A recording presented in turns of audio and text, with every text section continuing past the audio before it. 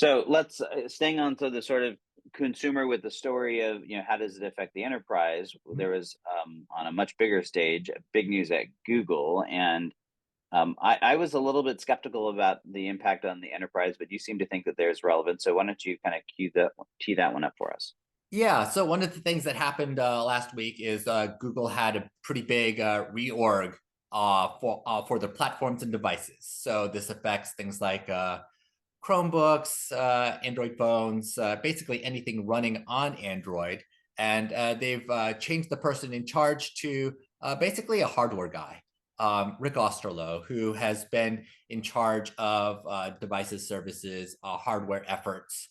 And to me, this brings the Android OS closer to the hardware. They are trying to integrate hardware and software, which is a pretty relevant story across the tech world so far.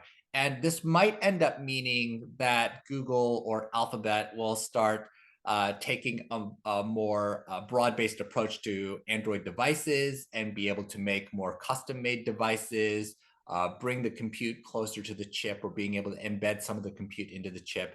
And this might be worth a second look for companies that are trying to figure out how to create custom mobile devices, or how to make integrate Android apps into their organization more deeply. Obviously, iOS, Apple, the iPhone is dominant in the enterprise. It's what knowledge workers like to use. But I can see a place for Android for call it rugged devices, or things where you don't want to pay $1,000 per device, but still want it to work. If you're creating these, call it $100 point of sale devices that just take your order, or these rugged field service devices that are custom made to collect specific types of data. That could be a good use for these for Android, especially integrating hardware and software together. So I see this could be an interesting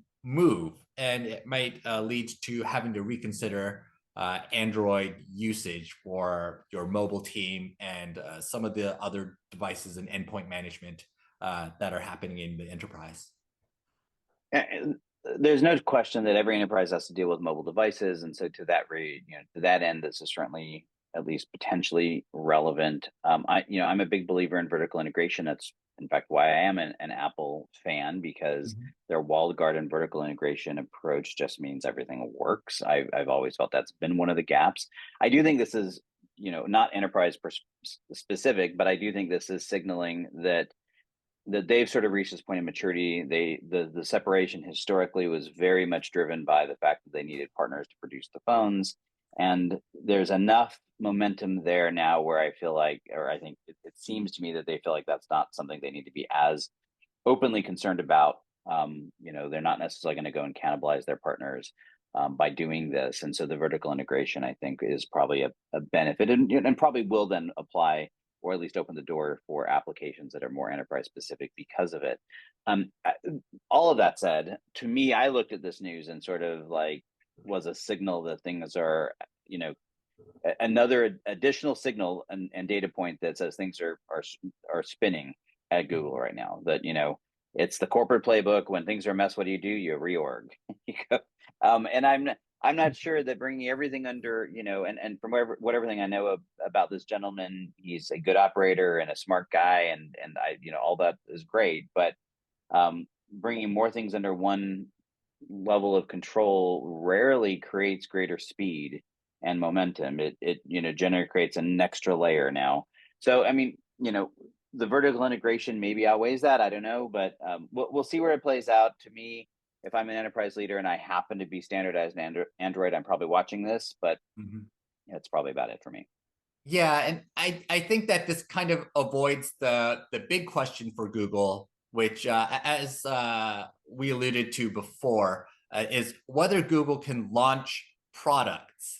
I'm not actually too worried about how quickly Google and Alphabet can create technologies and create ideas. I think their research is fast. They've obviously thrown out all sorts of things and put them into the market, sometimes prematurely, but will they be supported over time And will the things that come out actually be enterprise grade? I think that has been a consistent problem.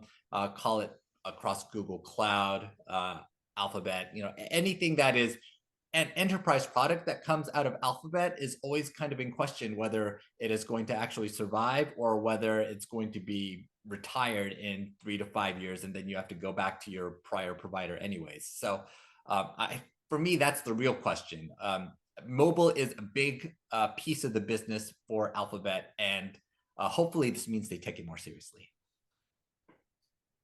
Yeah, I'm not overly concerned about that part. I think they have, a huge amount of mind share, huge partners. It's a huge piece of it. But I do think your point is extremely well taken, particularly on in so many of the other parts of the Alphabet Mhm. business. And I think what it really speaks to is that neither Alphabet nor Meta are really enterprise players. They're consumer companies, Mhm. and because of that, they operate differently, I think. And so, I think you just have to sort of take it with a grain of salt. But yeah. Yeah, but and